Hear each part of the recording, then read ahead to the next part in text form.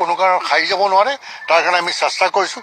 ইতিমধ্যে আমাৰ এটা চিন্তা আছিল যে কিয় ছিংগাপুৰৰ তেওঁলোকে আনিব পৰা নাই।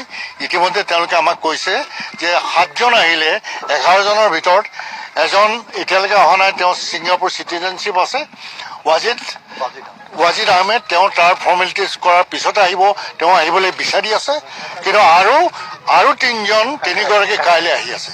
গতিকে 11জনৰ ভিতৰত আমি 10জন পাম। তেওঁলোকৰ ষ্টেটমেণ্ট লৈছে, তেওঁলোকে কি ষ্টেটমেণ্ট দিছে সেইটো তেওঁলোকে আমাৰ আগত কোৱা নাই। তেওঁলোকে এইটো নিজস্ব প্ৰাইভেচিৰ কাৰণে আমাক কোৱা নাই। কিন্তু প্ৰত্যেকৰ পৰা বেলেগে ক্ৰছ চেক কৰি প্ৰত্যেকৰ পৰা তেওঁলোকে শুনিছে তেওঁলোকৰ কথা। আৰু আমি পৰামৰ্শ এইটোৱে দিছোঁ যে আমাৰ অসমৰ লক্ষ লক্ষ জনসাধাৰণৰ যিসকল এতিয়াও ব্যাকুল হৈ আছে কথাটো জানিবৰ কাৰণে যে চৰকাৰে কি ষ্টেপ ল'ব। চৰকাৰ কিপিং এছাইড, কিন্তু আমাৰ যিটো SIT গঠন কৰিছে তেওঁলোকে আমাক কৈছে 90 ডেইজৰ ভিতৰত আমি খুব ষ্ট্ৰং চাৰ্জশ্বিট দিম। আমাৰ এতিয়ালৈকে 50জনৰ অধিক সাক্ষী আমাক সাক্ষী দিছে। আৰু ছিংগাপুৰৰ সকলোৰে আমি লৈছোঁ, ৱাজিদ আলীৰ বাহিৰে তেওঁ আহিম বুলি কৈছে। গতিকে তেওঁলোকৰ বক্তব্য আমি ৰাখিছোঁ। আৰু ভিডিঅ'বিলাক যে আহি আছিল বেলেগ এতিয়া তেওঁলোকৰো যিকেইজন আহিছে ছিংগাপুৰৰ পৰা তেওঁলোকৰ ভিডিঅ' লৈছে। অমৃত প্ৰভাই যিটো ভিডিঅ' আছিলে সেইখিনি ভিডিঅ' লৈছে। এই গোটেই ভিডিঅ'খিনি এতিয়া এডিট কৰি তেওঁলোকে ষ্টৰি লাইনটোত কি কথা যে তেওঁলোকৰ কনস্পিৰেচি আছিল নেকি আৰু দিয়া হৈছিল নেকি, এই গোটেই কথাবিলাক তেওঁলোকৰ এই ফৰেনচিক টেষ্টে যিটো ক'ব, আমি কৈছোঁ আমাক সেইবিলাক আমি জানিবলৈ নিবিচাৰোঁ। আমি VCR কি দিছে, ফৰেনচিকে কি, সেইবিলাক আমাক নক'ব, সেইবিলাক আপোনালোকে জানে।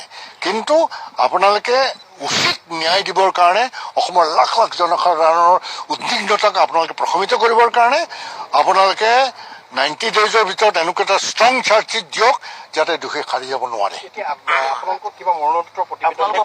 নাই, সেইবিলাক কথা আমি চাবও খোজা নাই আৰু তেওঁলোকে দেখুৱাবও খোজা নাই। আমাৰ ভাষাখিনি আমি তেওঁলোকক ব্যক্ত কৰিছোঁ। আমি কি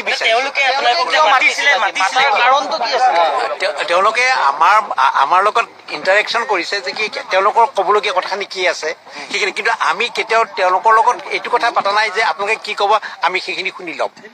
আৰু এটা কথা কি, ছিংগাপুৰৰ পৰা আজি মেইল আহিছে বুলি তেখেতসকলে জনালে আৰু ছিংগাপুৰলৈ এটা দল যাব, সেই কথাটো তেওঁলোকে জনাব দিছে। এইখিনি অগ্ৰগতি হৈছে বুলি আৰু সেইটো ভাবিছোঁ আমি অলপ সন্তোষজনক কথা বুলি আমি অনুভৱ কৰিছোঁ। এটা দল নাম পঠাই দিছে দলটোৰ, আৰু সেইটো এটা পজিটিভ কথা।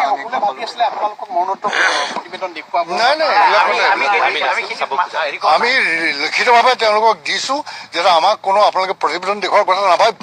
সেইটো আমাৰ ৰাইটো নাই সেইটো চাবৰ কাৰণে, আমাৰ দৰকাৰো নাই সেইটো কথা আপোনালোকৰ আইনৰ ক্ষেত্ৰত যিটো হয় আপোনালোকে আইনে কৰিব এইখিনি। আৰু সেইখিনি তেওঁলোকে আমাক দেখুৱাবও খোজা নাই, আমাক ক'বও খোজা নাই। তেওঁলোকে এতিয়ালৈকে যিখিনি আচল গোটেই প্ৰব্লেমটো আছিলে ছিংগাপুৰত হোৱাৰ কাৰণে এওঁলোকৰ দল এতিয়ালৈকে যাব পৰা নাই। আৰু এইটো কমিশ্যনাৰ তেওঁলোকৰ এটৰ্নি জেনেৰেলৰ থ্ৰুৱেদি এইটো গোটেই তেওঁলোকে ভাৰতবৰ্ষৰ কেন্দ্ৰীয় চৰকাৰৰ লগতো এইটো কৰি আছে। আৰু অতি সোনকালে তাৰ কিছু ৰিপৰ্ট আহিছে ছিংগাপুৰৰ পৰা। তেওঁলোকৰ ইনভেষ্টিগেশ্যন কৰি কিছু ৰিপৰ্ট পাইছে, কিছু আহি আছে। আৰু এইটো এটা থ্ৰু প্ৰচেছৰ মাজত হ'ব পাৰে, কাৰণ আমাৰ ৰাইট নাই, আমি যাব খুজিলেও তাত যাব নোৱাৰোঁ, কাৰণ আমি তাত কোনো ইনভেষ্টিগেশ্যন কৰিব নোৱাৰোঁ, সেইটো পলিচিয়ে নকয়। আমি গৈ পেলাই তাত ঘূৰি আহিব লাগিব, আমি নিদিয়ে তেওঁলোকে। গতিকে যিহেতু তেওঁলোকৰ লগত আমাৰ ইতিমধ্যে ছিংগাপুৰৰ লগত এটা চুক্তি আছে, ইতিমধ্যে তেওঁলোকে এইটো খুব ছফ্টলি তেওঁলোকে গোটেই কথাটো চাইছে আৰু আমাক যিখিনি বিচাৰিছোঁ দি আছে। আৰু অতি সোনকালে আমি যিটো বিচাৰিছোঁ, আমাৰ কেইজনমান মানুহ স্পট ভেৰিফিকেশ্যনৰ কাৰণে হোটেলত কি হৈছিলে, ক'ত কেনেকৈ আছিলে, এলকহলৰ কি কথা কি বতৰা, সেইখিনি গোটেই তাত গৈ পেলাই তেওঁলোকে যিহেতু পেৰেলেল তেওঁলোকে ইনভেষ্টিগেশ্যন কৰি আছে বুলি কৈছে। গতিকে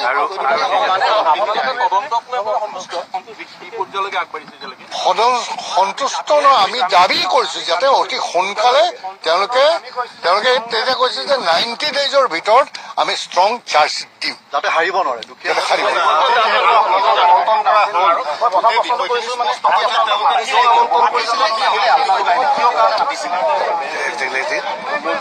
এই সমগ্ৰ ঘটনা তেওঁলোকে আজি আমাক যিবোৰ কথা কৈছে মোটামুটি আপোনালোকে ইয়াৰ 90% কথা ইতিমধ্যে আপোনালোকৰ আগত কৈছে, সাংবাদিকৰ আগত ইতিমধ্যে ইয়াৰ 90% কথা কৈছে, তাৰ 10% কিছুমান কথা আমাক কৈছে।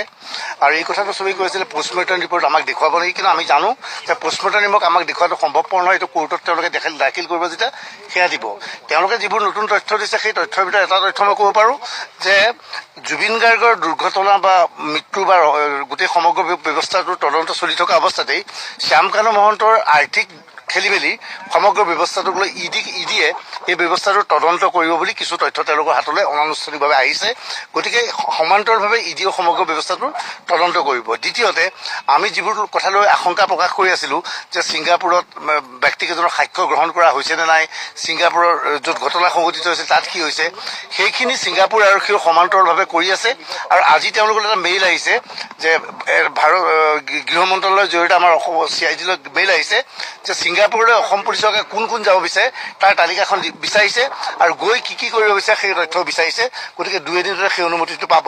আৰু তাৎপৰ্যপূৰ্ণ এই সমগ্ৰ ঘটনাৰ লগত যে এইটো এটা কি পৰিৱেশত জুবিন গাৰ্গৰ মৃত্যু হ'ল, কাৰোবাৰ দায়িত্ব জ্ঞানহীনতাৰ বাবে আমাৰ কাষৰ পৰা জুবিন গাৰ্গ হেৰাই গ'ল নেকি, সেই এংগুলটো তেওঁলোকে চিন্তা কৰিছে। নিশাৰ ভাগত ঘটনা আগৰ নিশাত জুবিন গাৰ্গ ক'ত আছিল, কি পৰিৱেশ পৰিস্থিতিৰ মাজত আছিল আৰু কি পৰিৱেশৰ মাজত তেওঁ জাহাজত গৈছিল, সেই বিষয়টোৰ ওপৰত তেওঁলোকে অনুসন্ধান কৰি কিছু ভাল তথ্য পাইছে বুলি আমাক সদৰি কৰিছে। গতিকে বাকী আপোনালোকে যিখিনি 90% জানে সেইখিনি তাৰ ওপৰত আমি জানো। আমি এই কথাটো নহয়, আমি বুজি পোৱা নাই আচলতে আমাক কিয় মাতি আছে। আমি নাজানো যে বহুতে আমাক বিশেষজ্ঞ বুলি কৈছে, বিশেষজ্ঞ বুলি নহয়, আমিও নাজানো। হয়তো মই ভাবিছোঁ মই যিহেতু বিষয়টোৰ ওপৰত যথেষ্ট নিউজ কৰি আছিলোঁ, হয়তো মোক সেইবাবে মাতিছিল, মোৰ নিচিনা আপোনালোকেও কৰিছে। বহুতে আপত্তিও কৰিছে যে ইয়াত আপোনালোকক মতাৰ কাৰণে সুৰুঙা পাব আইনৰ। সুৰুঙা পাবলৈ এই কথাটো বুজি পোৱা নাই যে আমি অসমৰ প্ৰতিজন লোকে এতিয়া জুবিনৰ বাবে ন্যায় হোৱাটো বিচাৰোঁ। মই মোৰ প্ৰথম পৰিচয় সাংবাদিক, আপোনালোক সাংবাদিক। ক'ৰবাত কিবা জুবিনৰ ঘটনা সংক্ৰান্তে যি তথ্য পাওঁ, য'তে সৰু তথ্য নাপালেও আমি তাক বিচাৰি যোৱাটো প্ৰয়োজন। গতিকে আমাৰ যি তথ্য যোগান ধৰিছে, গতিকে তথ্যখিনি লোৱাটো আমাৰ প্ৰয়োজন। আজি মই কিছু তথ্য লাভ কৰিছোঁ, সেই তথ্য আপোনালোকক সদৰি কৰিছোঁ।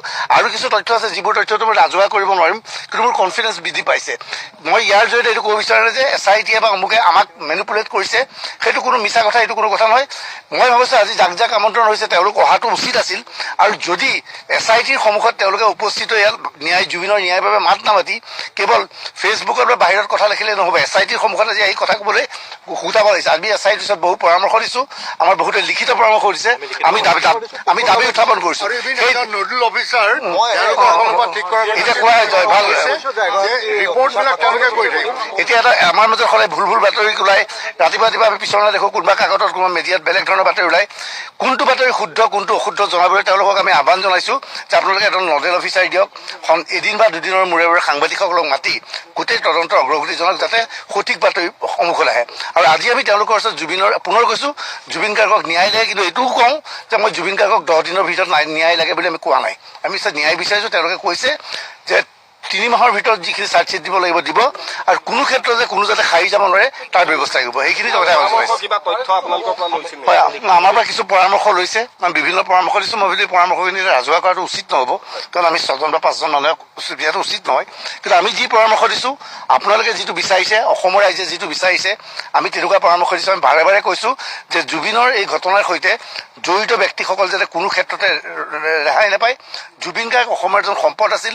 কি পৰিৱেশত তেওঁক ছিংগাপুৰলৈ লৈ গৈ তেওঁৰ লগত কোনো ব্যক্তিক নিয়োজিত নকৰিলে, যিজনে 24 ঘণ্টাই জুবিনক চালেহেঁতেন, ইয়াৰ বাবে দায়ী কোন, শ্যামকানু মহন্তই কিয় ব্যৱস্থা নল'লে, সেইবিলাক প্ৰশ্ন আমি উত্থাপন কৰিছোঁ। আমি এটা কথা কৈছোঁ যে যিহেতু আপোনালোকক মাতিলে